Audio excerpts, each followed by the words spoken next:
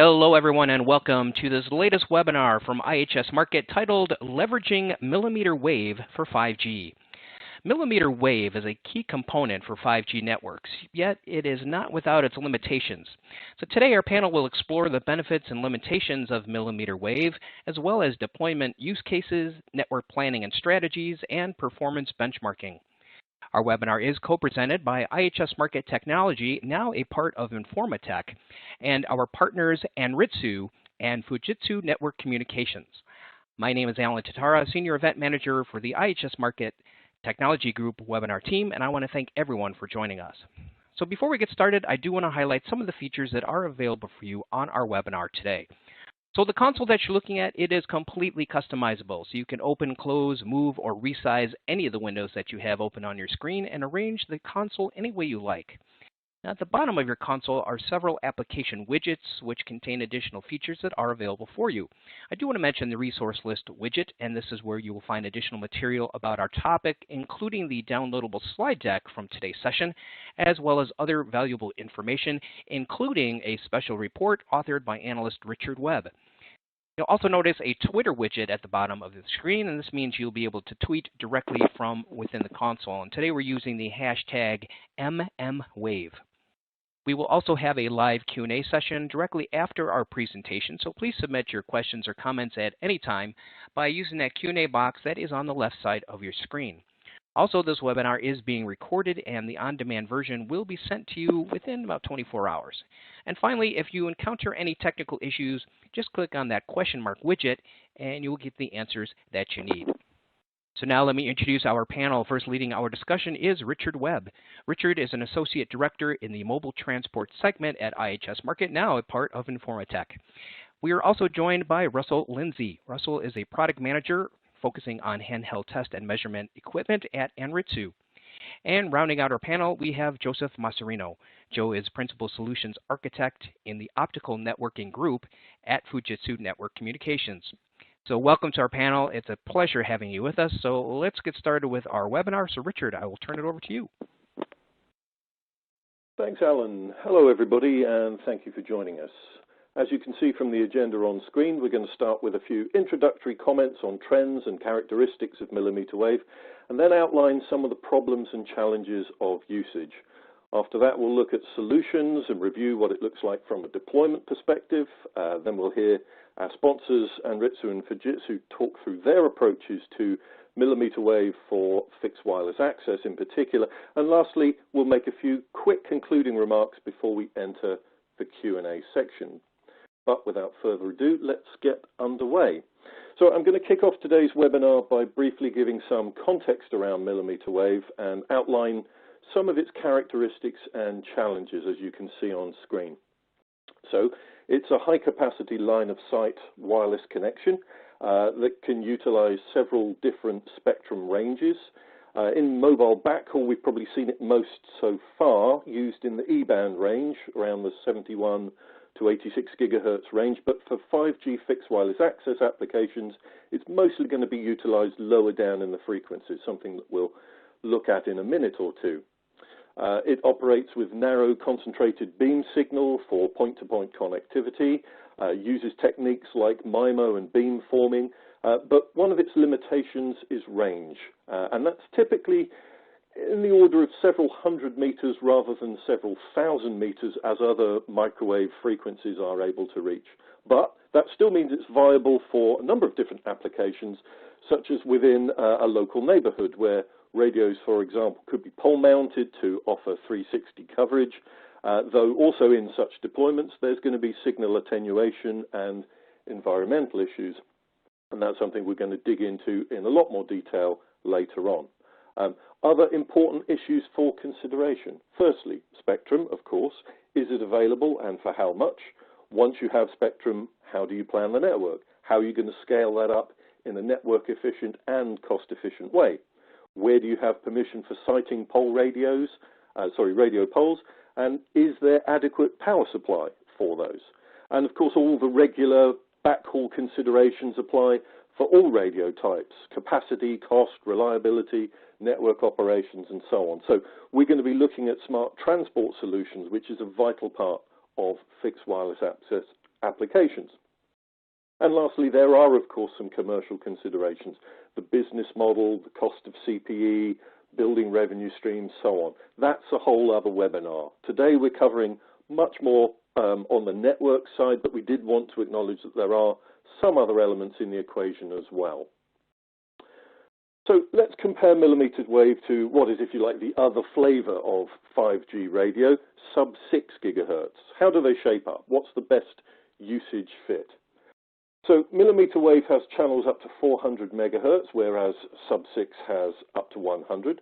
Millimeter wave is therefore, you could say, compatible for high capacity services, but only over short distances, as we've mentioned, while sub-6 is more suited to broader coverage scenarios. And as we'll see later, millimeter wave typically suits the small cell deployment model with lower user numbers per cell, whilst sub-6 is more kind of macro cell centric and better suited to those high usage, high user mobility environments. With regards to massive MIMO techniques that can be used in both, but in millimeter wave, that's typically to improve the link budget and also to extend coverage, whilst for sub-6, it can improve spatial efficiency, particularly in a highly loaded cell. There are other differences as well, but I just wanted to highlight some of those differences and show why millimeter wave might be better suited to fixed wireless applications rather than sub-6, in case you were wondering, why don't we just use sub-6 instead, or use it everywhere? So now we're going to look a little bit more about how operators are currently using millimeter wave for 5G, and I'm going to hand over to Russell Lindsay of Anritsu to take us forward and tell us a bit more. Russell, over to you.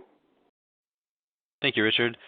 Yeah, I think I wanted to do a quick overview of what we're seeing in the world. It's a bit of a moving target. Things change every day, so the minute we put this slide out, it will be out of date. But from what we've seen, I start with Korea. Korea has really focused on trying to be out in front and lead the world in 5G. In last year, they had a government-mandated deadline set for each of their 3 carriers that they would bring commercial networks live in March of 2019, which came to fruition. They even started with enterprise networks at the end of 2018. And now today what we're seeing is that they've already deployed hundreds of thousands of radios across the entire country. They're working on testing those radios, installing them, and improving and mapping their coverage. In Japan, there's also been a big focus on putting out their networks in preparation for the Olympics and the Paralympic Games. We're seeing that they're focusing on really the high denser areas where you see mass transit, like the high-speed rail, or in urban areas like downtown Tokyo.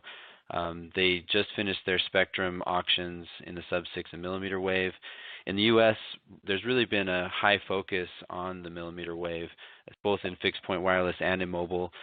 We've had a recent auction for the 24 gigahertz spectrums, and we're even seeing now the FCC trying to open up some of those FR1 sub-6 pieces.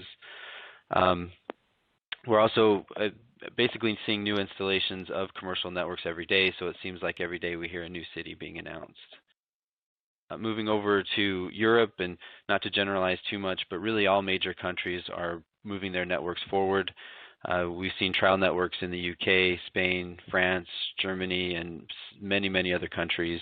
The initial networks in Europe seem to be focused on the sub-6 gigahertz band. There are some testing happening in the millimeter wave, but more focused in the sub-6. But there are new commercial launches being announced every day there as well. China, it seemed like a bit of a slow roll to begin, but now a very fast ramp up. Commercial and trial networks being built in the sub-6 bands. Millimeter wave is under test. The single carriers, each single carrier, which there are a few in China, each are expected to install over 50,000 G-Node Bs around the country in the next several months. And then, of course, around the rest of the world, we're seeing more and more activity as things move along. So that's what we're seeing around the world. Like I said, it's evolving every day, and it's exciting to see it unfold. So back over to you, Richard. Thanks, Russell. So let's look a little bit more at some of the challenges, particularly on the radio side. And to kick us off, I'm going to ask Joe Motorino from Fujitsu to talk us through it. Joe, over to you. Thank you, Richard. The millimeter wave band offers a significant capacity increase for new 5G services. But with this high capacity and high frequencies comes limitations to its coverage area. Millimeter wave has two propagation limits associated with its operation. And first is the open air or line of sight coverage limited to around 100 meters. Contrast this to the sub-6 gigahertz radio band that has around 1 kilometer of open air range. The second is its inability to penetrate buildings, trees, other common obstacles in the coverage area. This results in separate strategies and implementation for outdoor and indoor applications. Mitigating these coverage limitations is a densification strategy, where millimeter wave radios have to be deployed around these various obstacles. Instead of traditional cell tower deployment, millimeter wave radios will be deployed on street light, utility poles, and sides of buildings in their serving area, much like we've seen in the past with small cell deployment. As a result, more fiber will be needed to connect these radios, and also, since cell sites are non-traditional, these small cell sites are non-traditional, they'll have limited power and footprint available to them. In the illustration, the outdoor strategy for radio units will be deployed on utility poles in the intersections of dense urban areas to maximize coverage around the buildings. Intermediate deployments will be required to get around trees and other barriers. Let me now hand off to Russell. Thank you, Joe. Before I get into some of the RF challenges that I want to focus on, I do think it's important to reiterate what Richard was saying about some of the benefits of millimeter wave. Why is it that so many countries and operators and regions are focused on getting this millimeter wave network up? For one, it was extremely important for the world to find ranges of open frequencies to support these dreamed of throughputs that 5G was promising. We've seen in the first couple years of 5G deployment that most, if not all countries, have really had no problem opening up the millimeter wave bands for 5G. On the other side, though, many countries have struggled squeezing out the contiguous bandwidth that's been required for the 5G speeds. You can really look no further than the U.S. for an example of that struggle. The 3 to 6 gigahertz bands have been tied up in other applications, and due to some of the shared spectrum, there wasn't really a desire from the operators to use those. We've seen similar things across the rest of the world. So that's actually recently led the FCC in the U.S. to reassign the 2.5 gigahertz band and have announced auctions for that. It's also important in millimeter wave because with this need for wide bandwidth, it's really rare across the world to see any of the countries auction off more than 100 megahertz of contiguous bandwidth for a single carrier. So like Richard mentioned, according to the 3GPP defined opportunities for 5G, you can have a single carrier up to 400 megahertz. You can also have aggregated carriers, either 4x100 or 8x100 to give you that full bandwidth, especially when we're talking about broadband internet into a neighborhood. And then also, as far as millimeter wave goes, this is really a great time to take advantage of advances in technologies. So new technologies in radios and modems, they're enabling things like beamforming and complex modulation schemes that have really taken this opportunity now to the next level.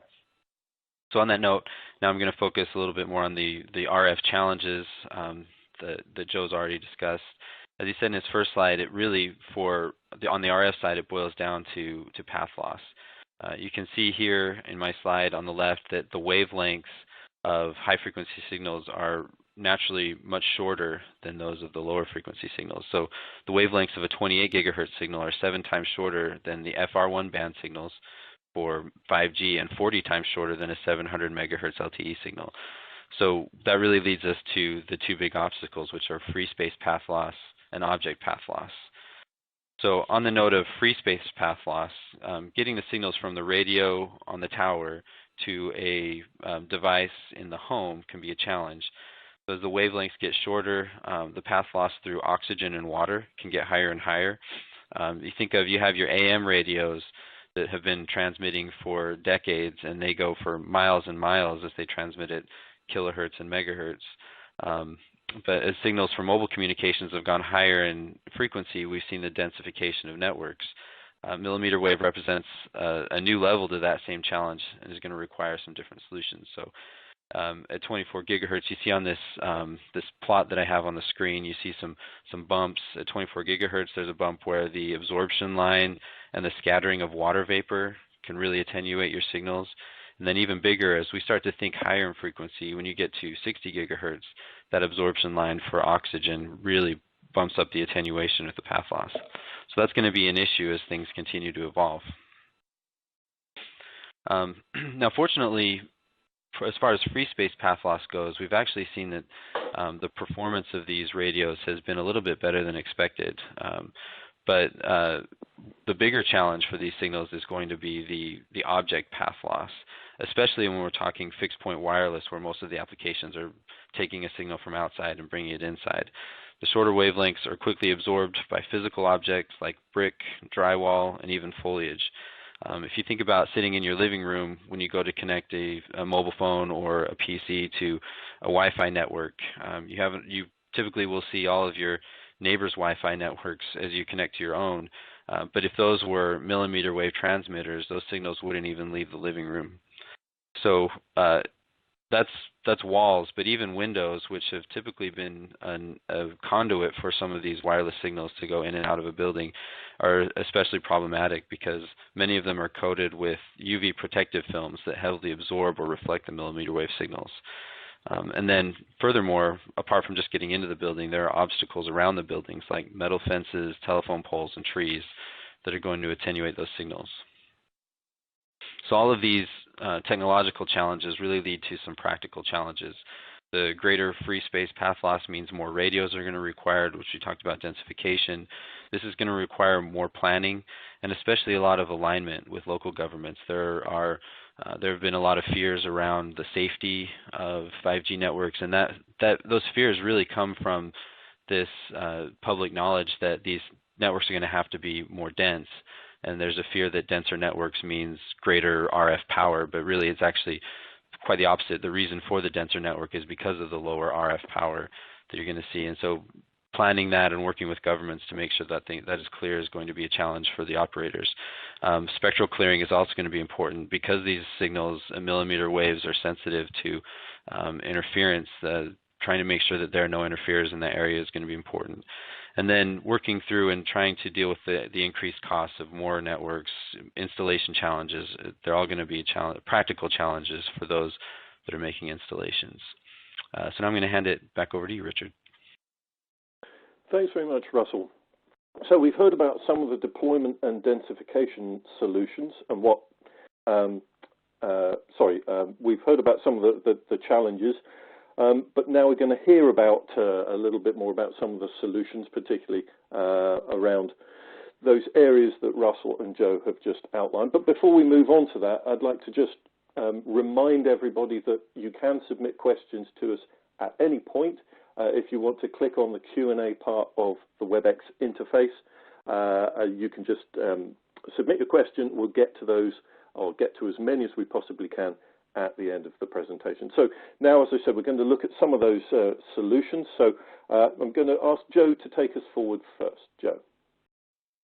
Oh, beg your pardon. Yeah, actually, I think this one's me. So some solutions then to the challenges that I just mentioned, coverage planning. So making sure that we're optimizing our radios across installations. Optimization means that you have fewer cells, which saves cost and is easier for planning, easier for deployment, is more desirable for governments. Understanding the propagation loss and coverage limits, that's going to be important. So there are RF tools out there that can help in making sure that you view and understand all of the different RF characteristics of signals. and then using those same tools to clear out spectrum. So in advance, going into areas, making sure that you understand the RF characteristics in those neighborhoods, and then pushing them on ahead.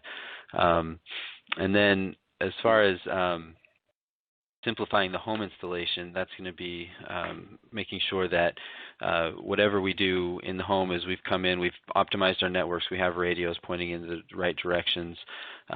Then how is it that we make sure that a user who wants to use this service can easily get installation, whether that's through a technician or whether that's within home installation.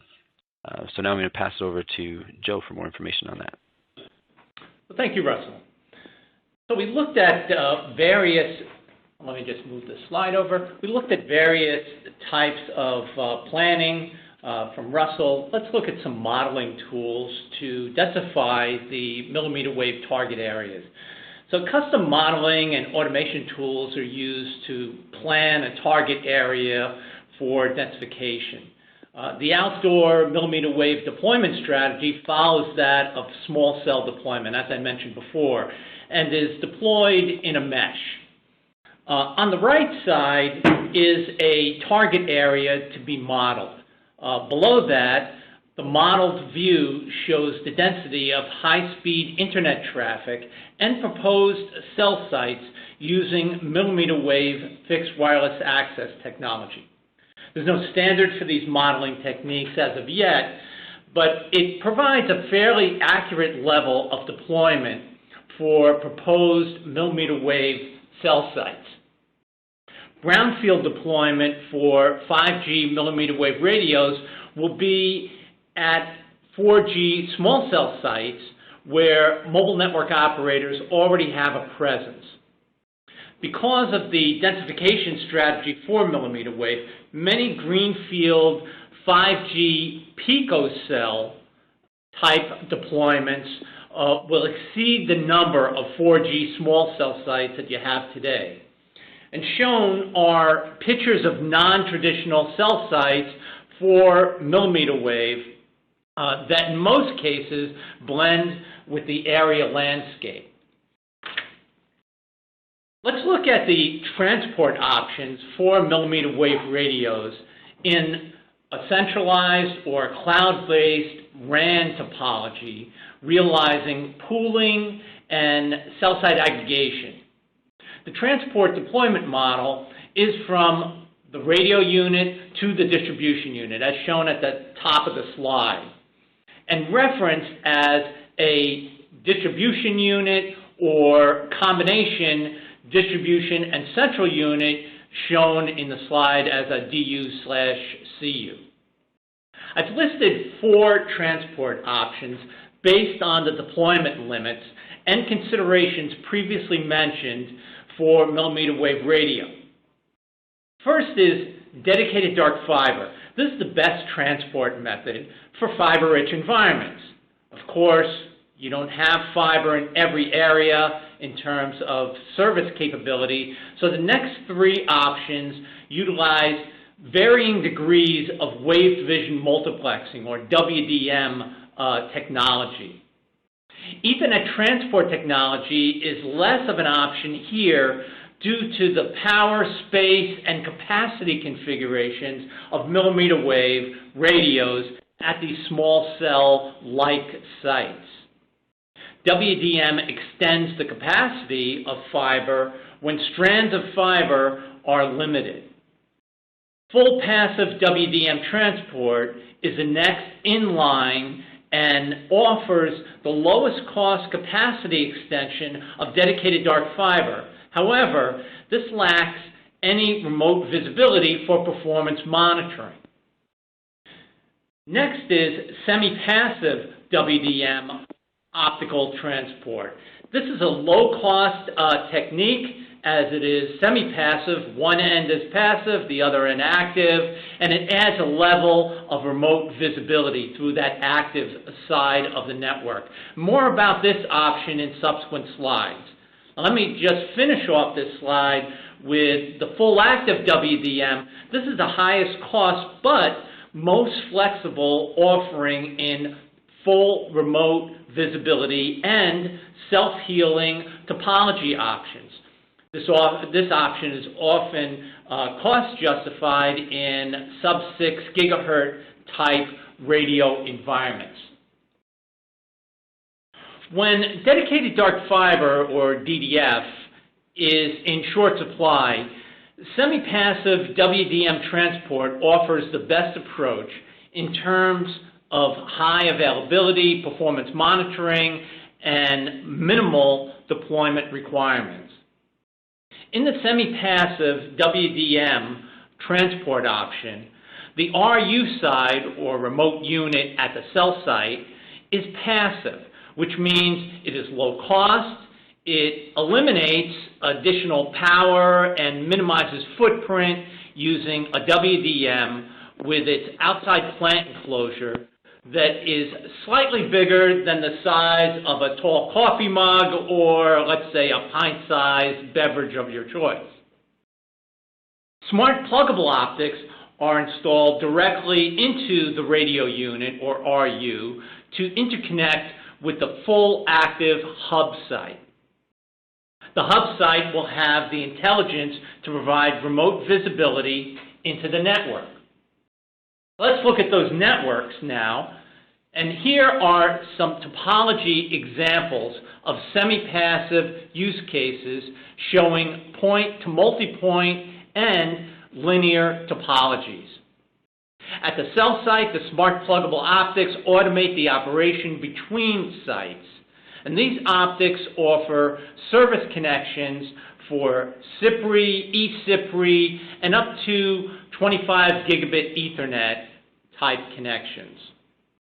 Whether point-to-multipoint or linear fiber topology, the passive cell site transport maintains low cost, small form factor WDM, and no additional power needed. Looking at the hub aggregator portion of this semi-passive approach, network elements contain the intelligence options for remote visibility, offering integrated modules for optical digital diagnostic monitoring, or DDM, OTDR, performance monitoring, and latency measurement capability. Let me turn this over to you, Richard. All right, looks like we lost Richard here for a second. So let me just kind of pop in here and remind everyone to please continue to answer your questions. We have a lot coming in, and we will get to those at the end of the presented content. Richard, are you back with us? I'm back with you. Yes, apologies, folks. Just got cut off there.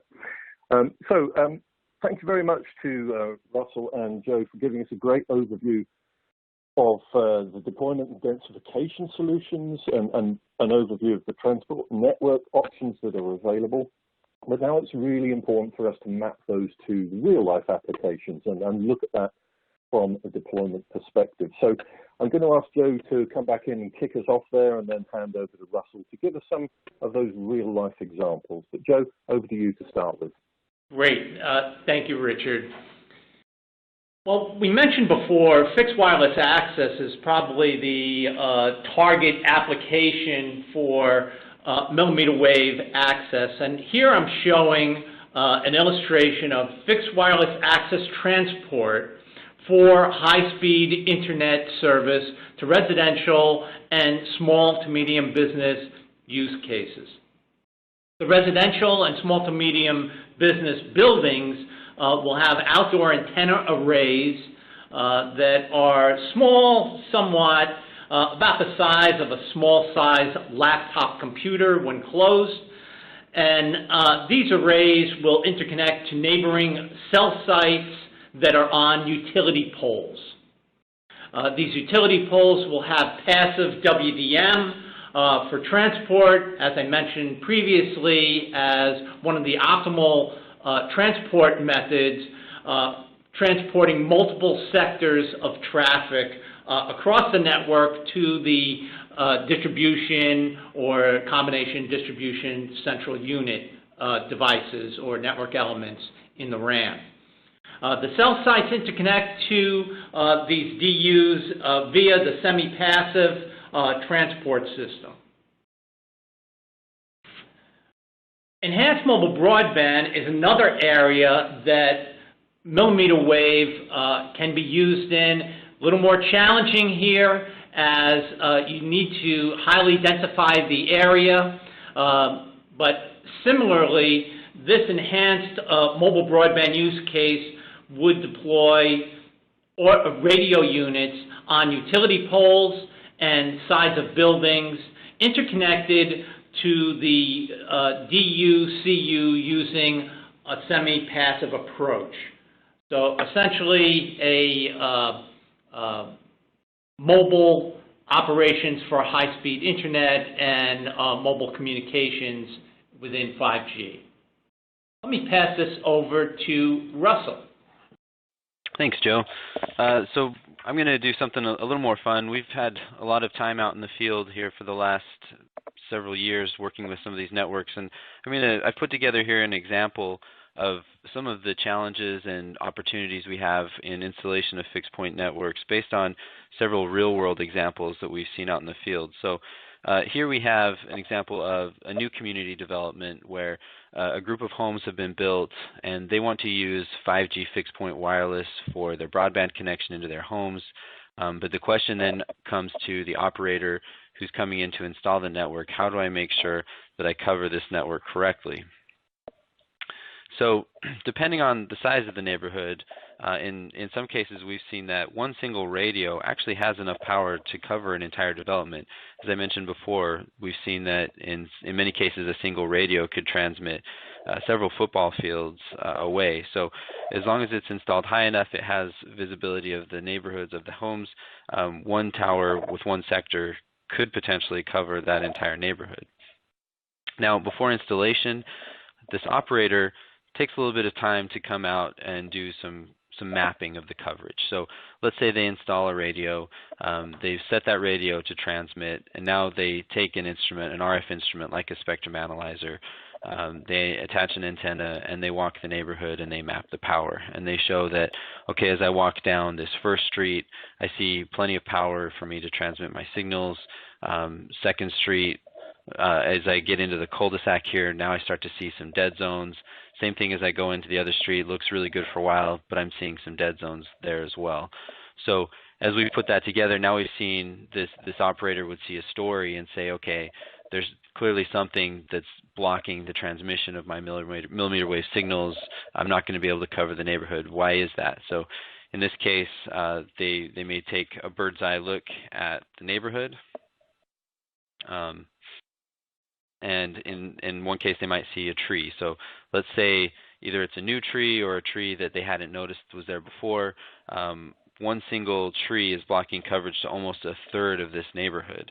And this is really a key consideration if you think ahead to deployment. If I come into a new neighborhood and I've installed this network, maybe today everything's working fine, but a year from now, 2 years from now, either they've come in and they've installed new fences, new trees. The trees are starting to grow, and the foliage is now taking over in some of the areas. You start to see loss in coverage. So it's going to be very key to working with the planners of these neighborhoods, making sure that there's communication as landscaping is changed, as homes are built on, those things are taken into consideration for the coverage of the neighborhood so that the broadband network access continues to be there. So in this case, it may be important then for the operator, they have to come in and install another radio. Here's one example. They may be that in order to optimize the network, they can move one over, add another. This can be a bit of a problem as you think through tower availability. If there's not a tower that is in an optimized place to cover this neighborhood, there may need to be installation of something new.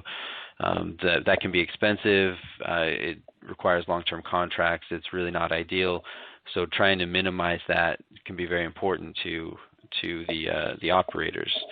Now, interestingly, if we go back to that coverage map, I mentioned before that as they've walked the neighborhood, as they've mapped out the power, it kind of doesn't quite jive where you see a tree blocking this neighborhood, and yet you see these green dots which represent good coverage. What is it that's actually happening here? This is an interesting example where you actually can see if you start to do your tests and use a directional antenna to point around and look for the source of those signals, by using a directional antenna and pointing towards the radio, you see that there is no RF power. But interestingly, if you turn that directional antenna down the street towards the home on the corner, you can see here, as shown in this diagram, that there was actually a reflection coming from that home in the corner, bringing that coverage out into the neighborhood. It's very important to understand the direction of that coverage, because let's say you decide as an operator to rely on that reflection then to cover your home, but again, that homeowner chooses to install a tree in front of their home that blocks all of the windows that were reflecting that signal, and now for no fault of your own, you've lost all of that coverage there in that area. So thinking through and optimizing networks in that way are going to be extremely important. So it may be that you decide that a more prudent way of covering the neighborhood is just saying, well, I know that I have coverage for most of this network here. If I have another tower in a neighborhood around the corner, I could install another radio on that tower at a different sector that then could come in and cover those homes that weren't seeing the network before. So those are it doesn't work simply. It's going to be a challenge, and it's going to be an evolving challenge as the network operators continue to work through how to make this happen for all of their users. So as they do that, it's important to have all of the right tools to make that happen. So now back over to you, Richard. Great, thanks, Russell. Really nice overview there of the different deployment scenarios. Another reminder, just to keep those questions coming in. We're building up to quite an inbox full of key topics that you want to press us on, so we're going to get onto those towards the end of today's webinar at the top of the hour. But before we do that, let's hear from each of our sponsors regarding their organization's portfolios for this particular environment. So we're going to start with Anritsu and then Fujitsu. So Russell, over to you first of all. Thank you, Richard. I'm actually excited to have this opportunity to talk a little bit about what we've just announced here in the last several months. So we've released a new spectrum analyzer, and with that spectrum analyzer, we're offering several tools for coverage mapping that I mentioned before. So in this case, we have our Neon MA8100A signal mapping, which is not only outdoor coverage mapping, but indoor 3D coverage mapping. So as you can see in that diagram on the bottom right there, a person can walk a building, measure the RF power of signals coming into that building, and make 3D maps of the coverage. And then this not only works with 5G, but with that same tool, you can make measurements of your LTE networks and your Wi-Fi networks, and all of that information is pushed to a cloud where now you can optimize networks, put everything together, and make sure that your network is being built out in the best way possible. And then I mentioned that going along with that is our new MS2090A real-time spectrum analyzer. So this the advantage of a real-time spectrum analyzer is as you're spectrum clearing, as you're interference hunting, you're able to see intermittent signals. 5G in and of itself is very difficult to find because of the very nature of the signal. They're beamformed signals, so trying to find the maximum power of a signal is going to be a challenge, finding the bore side of that beam in any given area. They're also TDD signals, which means they're time divided, and they're only, when you have power, depending on the amount of traffic on the network, you may only see power somewhere around 5 or 10% of the time. So with a real-time spectrum, with a regular spectrum analyzer, If it doesn't have the right sweep speeds, you may lose some of that power. With a real-time spectrum analyzer, you're always guaranteed to capture that signal. And then even more beneficial is as you see interference from PIM or from repeaters or jammers or anything like that that might be in the network, a real-time spectrum analyzer can help you identify and track those down in a faster, more efficient way. So the performance that we're providing with the MS-2090A is designed to be optimized for that use and to give you industry-leading performance. So we're excited about that, and if you have any questions, hope you reach out to us. Now I'm going to hand it over to Joe. Thank you, Russell. The Fujitsu Smart xHaul solution offers a flexible SDN control and managed transport capabilities for 4G CPRI, 5G eCPRI, and up to 100 gigabit Ethernet transport using a mix of WDM, time-sensitive networking, Ethernet transport, and MPLS segment routing with cloud control plane to dynamically provide network slicing operation for multiple virtual networks within a single high-performance and highly scalable infrastructure. This Fujitsu turnkey services team can also design, integrate, install, and manage the complete end-to-end transport infrastructure for your new network as well as your legacy network. Let me pass it over to Richard. Great. Thanks very much, folks. So we've pretty much gone through the prepared slide part of our presentation for today. But before we go into the Q&A, I'm just going to spend a few minutes recapping and reiterating some of the points that Russell and Joe have presented for us. So we heard about mmWave having some challenging characteristics regarding propagation, range, line of sight, and so forth, and that more cell sites equals more fiber needed. Each site will have limited power and footprint available. There's going to have to be, a plan in there to overcome those limits when planning the network. So that coverage planning is crucial, not just for coverage, but optimizing antenna placement, understanding propagation losses, and so forth. We heard about the importance of simplifying home installation, providing user solutions, processes that minimize time and effort. And this is both a network and a commercial issue, getting customers connected and happy without overspending on lighting them up. But nonetheless, we think it's really, really important to kind of bring that into your thinking when you're planning your network as well. That densification strategy also really, really important for ensuring performance and also the scale up of the network beyond the initial phase of rollout, which might be fairly small scale, but how do you roll that out? How do you kind of, if you like, build a template that you can extend from neighborhood to neighborhood? Using small cells, mesh configuration, modeling techniques, all part of that densification strategy that we heard about earlier. We heard about the importance of the various transport options that Joe gave us a great overview of those and the role of smart transport in deploying fixed wireless access applications. So there we are.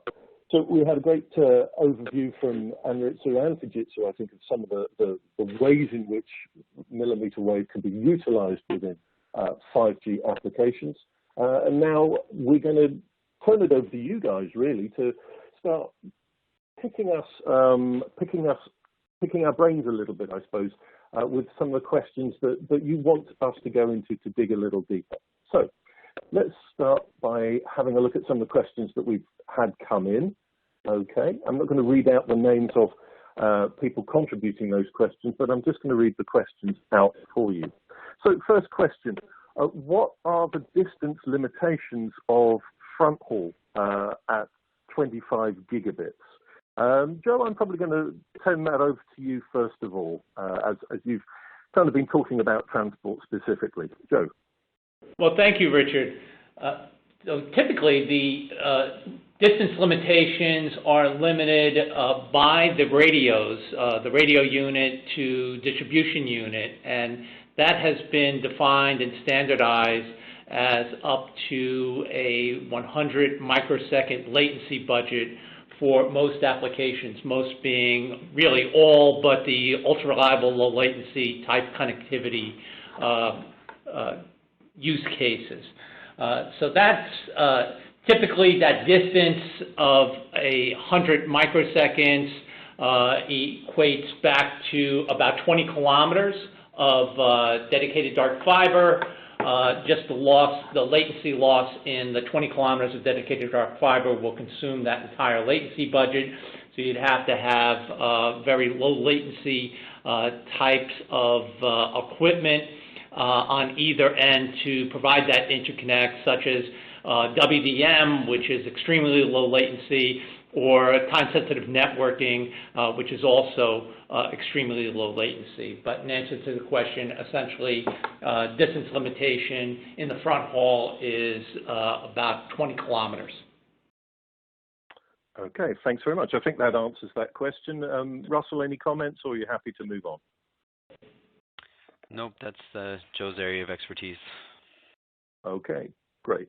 Okay, another one I think that might also be one for Joe to knock out the park. What's the difference between CPRI and eCPRI? So the difference between CPRI and eCPRI is essentially CPRI used in 4G communications. Both of these, let me back up a little bit, both of these are defined by the CPRI co-op group of RAN vendors that have defined the CPRI protocol and have evolved that into the eCPRI protocol. Essentially, CPRI is used in 4G. It is very similar to a time division multiplexed or type of signal in that it is always fixed, it's always on. eCPRI, on the other hand, has the look and feel more like Ethernet. The difference between the two is that in eCPRI, the low-fi processing is done in the RU, and this converts the CPRI signal into what looks like an Ethernet type signal, which we refer to as an eCPRI type of signal. This is also a variable signal in that when it is off and not in use, it does not use much bandwidth. When it's in use, it peaks, so it operates like Ethernet traffic would operate, whereas with CPRI, it's always on. Whether it's being used or not, it's always on. That full bandwidth is being utilized. Okay, thanks, Joe. Here's one I think I'm going to turn to Russell to begin with. Russell, you were talking about the different deployment scenarios in local residential neighborhoods as an example, but do you think millimeter wave could be applicable in different vertical scenarios, let's say manufacturing premises? We've had a question in about that. Could it be done there? I think it absolutely will be done. We've seen in several countries where they are planning actually what they call dedicated 5G networks. So what you'll see in a lot of manufacturing lines is rather than relying on a commercially available network to everybody, you'll see manufacturing buildings work directly with operators to have a dedicated 5G network installed to their plant. So they can manage, if they're trying to manage their equipment, their cloud-based solutions, that stuff will all be given directly to them, and access to that network will be solely on for that company. I mentioned mass transit. It's going to be very popular there, where you have networks that are installed and you have a more predictable environment. It is a little bit easier to plan that network, so you're going to see a little bit of that coming first. And then, of course, the mobile networks as they go along. It's going to take some time to build out. I think I saw another question about when will we see 5G becoming more prevalent or universal. This is a technology that's going to roll out over a decade or more with this new technology. It's going to take some time for the world to get used to that. And the way the analogy I like to use is I think 5G is it's a Ferrari, and right now we're keeping it in first gear and running it at 5 miles an hour, and it's going to take a while to open it up. Yeah. Okay. Thanks, Russell. Joe, you're hearing from other vertical sectors around millimeter wave? Are they getting interested? Joe? So I've been seeing a lot of millimeter wave in terms of fixed wireless access type of applications. So mobile network operators are focusing on that for fixed wireless access type of applications more so, and that's being deployed now. In fact, one of the North American Tier 1 started deployment, actually both started deployment last year and continue to deploy those today. Okay, right. Thanks very much. Okay, so the next question, jumping onto a different topic within the subject area. This one's about interference. What technology is used to alleviate interference, particularly when beamforming and MIMO are active? Russell, you were talking about interference. Do you want to handle this one first? And then, Joe, if you want to come in with some comments. Yeah, so Russell, techniques for... Sorry, can you hear me? Yeah, sure, go ahead. So techniques for finding interference, it's going to be...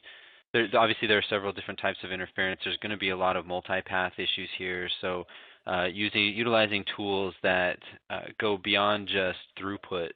I think there's been a temptation, or really there's a value in using UE devices to do testing, but UE devices are not going to give information on the directionality of signals, some of the higher level signal quality pieces, and then, like I mentioned, interference hunting. So using a tool like a spectrum analyzer, and I mentioned a real-time spectrum analyzer, is going to help you to, with directional antennas, you can pinpoint where these are coming from with fast audio tools that can give you audio reactions to power levels. You can then track them down, triangulate on those signals. We also offer tools like a mobile interference hunter, where you can do drive testing to pinpoint and triangulate interference, go find it, and then identify that source and have it rectified. Okay, Joe, any comments on alleviating interference? I think Russell has it covered. Thank you. Okay. Well, I'd probably hand back to Russell because I've got a follow-up question on the topic of interference. Once interference has been confirmed, what's going to be the best way for regulators to locate, given the short range of coverage of the millimeter waves? Well, I mean, obviously, the challenges are first, identifying the presence of interference, locating it. I mentioned before the types of things that you might see that might cause interference. There are repeaters that can come into bands. As we start to get into these higher millimeter wave frequencies, things like 24 gigahertz, there may be existing technologies like, pocket radar that's been used for testing the speed of a golf swing or a baseball pitch. Wireless microphones and headsets, things that have typically operated in these higher unused bands, are now may become sources of interference in different areas. And so people who may not have ever even questioned the use of these objects and don't know what sort of problem they could cause. And so monitoring over time is going to be important. So being able to put instruments and tools out that can do spectrum monitoring, tracking that data, and then utilizing that into a cloud-based solution where you can then evaluate and say, okay, here's the timing of certain things. Is it sporadic? Is it often? Actually being able to capture the IQ information of those signals and verify, does this look like, is it a big fat CW signal? Makes it look more like a jammer? Is it something that looks like it's modulated in a specific way? And by utilizing those types of tools, then being able to zero in on what type it is, you can then look for sources, whether it might be something that's in home, maybe something that some device somebody's taking to a park, anything like that. So it's going to be hard at first knowing what all of those will be, but it's going to be more and more prevalent as we move forward. Okay, thanks very much, Russell. Okay, here's one I think for Joe. This is more related to the transport solutions you were outlining for us. Is the semi-passive active WDM located at the node or at the hub? Joe? So let me answer that with simply the active WDM component would be at the hub site, at the cell site, or I guess what is being referred to as the node. That would be the passive unit. The passive unit would consist of a pluggable optical device, SFP type of device that would directly plug into the radio unit, or in 4G, the remote radio head.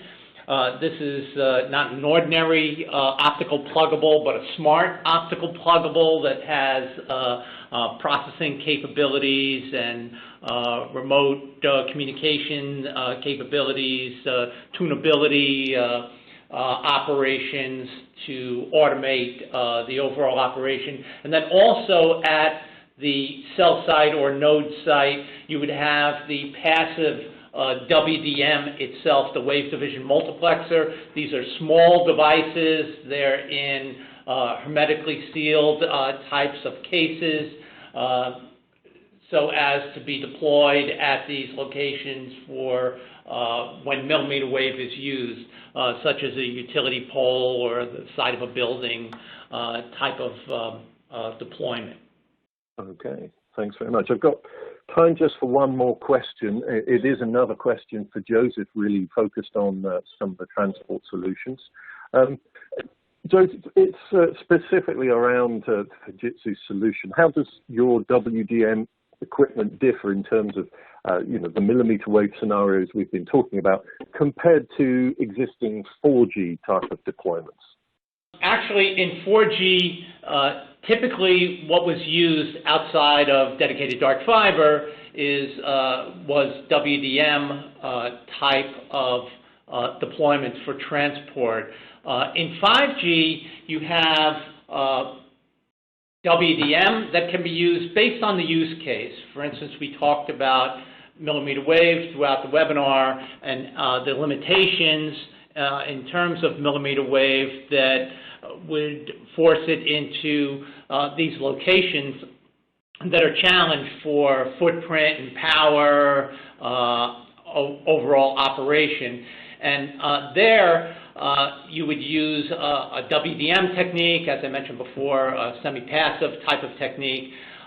There are other applications where there might be more space, more power availability, many more channels to be transported from that cell site, whether it's 4G channels from at a 4G small cell site, as well as 5G channels at a millimeter wave site, or even a sub 6 gigahertz site at a traditional tower. This is where there would be many more channels, and therefore it would depend on number of channels, power availability, number of fibers that are available, how you would transport that using either another WDM technique, such as a full active that would provide full remote visibility,